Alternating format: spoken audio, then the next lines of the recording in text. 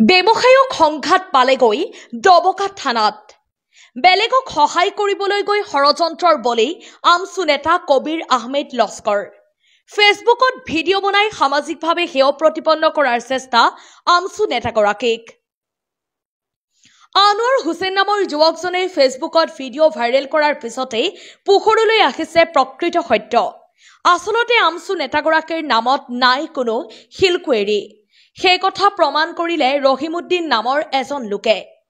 আনোৱাৰে উল্লেখ কৰা কুঁৱৰীটো আছে ৰহিমউদ্দিনৰ নামত ৰহিমক আনোৱাৰে বিভিন্ন সময়ত ভয় ভাবুকিৰে ব্যৱসায়ত হাৰাশাস্তি দিয়াৰ উপৰিও ভিডিঅ' বনাই ফেচবুকত এৰি দিয়াৰ নামত ব্লেকমেইল কৰিছিল তাৰ পিছতে সহায়ৰ বাবে কাষ চাপিছিল আমছু নেতাগৰাকীৰ ৰহিমউদ্দিনৰ তথ্যসমূহ চোৱাৰ পিছত বিভিন্ন সময়ত আমছু নেতাগৰাকীয়ে সহায় কৰিছিল ৰহিমউদ্দিনক যাৰ বাবে আনোৱাৰে টাৰ্গেট কৰি লৈছিল আমছু নেতাগৰাকীকো বিভিন্ন অপবাদৰ অন্তত অৱশেষত ফেচবুকতো ভিডিঅ' বনাই চলাইছিল অপপ্ৰচাৰ সামাজিক ভাৱমূৰ্তি বিনষ্ট কৰাত লিপ্ত হৈ পৰিছিল এই ঘটনা সংঘটিত হোৱাৰ পিছতে আমছু নেতাগৰাকীয়ে ডবকা থানাত আনোৱাৰৰ বিৰুদ্ধে দাখিল কৰে এজাহাৰ সামাজিক মাধ্যম ফেচবুকত এটা ভিডিঅ' দেখিব পাইছো আনোৱাৰ হুছেইন নামৰ এটা একাউণ্টৰ পৰা এজন যুৱকে বিভিন্ন ধৰণৰ ভুৱা ভিত্তিহীন কিছু মিছা অভিযোগ উত্থাপন কৰি মোৰ বিৰুদ্ধে কিছুমান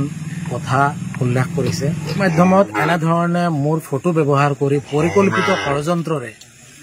মোৰ ভাৱমূৰ্তি বিনষ্ট কৰিব বিচাৰিছে গতিকে এই অপৰাধ কৰাৰ কাৰ্যৰ লগত জড়িত থকা এই যুৱকজনৰ বিৰুদ্ধে আৰক্ষীয়ে অতি শীঘ্ৰে কঠোৰ পদক্ষেপ লৈ এনেধৰণে আগন্তুক দিনত সামাজিকভাৱে যাতে মোক হেয় প্ৰতিপন্ন কৰিব নোৱাৰে তাৰ বাবে উচিত তদন্ত কৰি এই দুষ্ট চক্ৰটোক আৰু এই ফেচবুক পেজত যি ধৰণে অপপ্ৰচাৰ কৰা এই যুৱকজনৰ বিৰুদ্ধে কঠোৰ পদক্ষেপ ল'বলৈ মই আৰক্ষীক আহ্বান জনাইছো তাৎপৰ্যপূৰ্ণ বিষয়টো হৈছে যে এই যুৱকজনে ৰহিমউদ্দিন নামৰ এজন ব্যক্তিক ব্যৱসায় কেন্দ্ৰিক সংঘাতৰ ফলত এই ব্যক্তিজনক অন্যায়ভাৱে বিভিন্ন বিগত কেইমাহমানৰ পৰা অন্যায়ভাৱে মানসিকভাৱে হাৰাশাস্তি দিছিলে এই ব্যক্তিজনক ৰহিমউদ্দিনক বিভিন্ন ধৰণৰ ভয় ভাবুকি হত্যাৰ পৰ্যন্ত ভাবুকি দিছিলে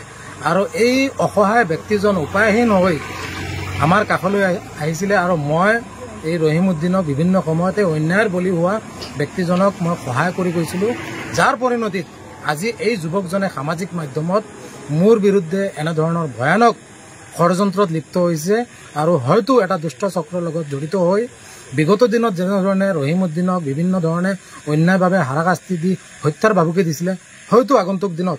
এনেধৰণে ভয় ভাবুকি দিয়াৰ এক মানসেৰে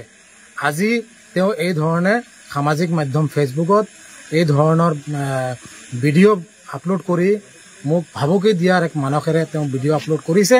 গতিকে মই ইতিমধ্যে এজাহাৰ দাখিল কৰিছোঁ আৰু আৰক্ষীৰ ওপৰত আস্থা আৰু বিশ্বাস আছে গতিকে সমগ্ৰ বিষয়ৰ উচিত তদন্ত হ'ব লাগে এই ধৰণৰ অন্যায়কাৰী ষড়যন্ত্ৰকাৰী দুষ্ট চক্ৰক এজন এজনকৈ কৰায়ত্ব কৰিব লাগে আৰু কঠোৰ শাস্তি দিবলৈ আমি আহ্বান জনাইছোঁ news desk report times Dabaka.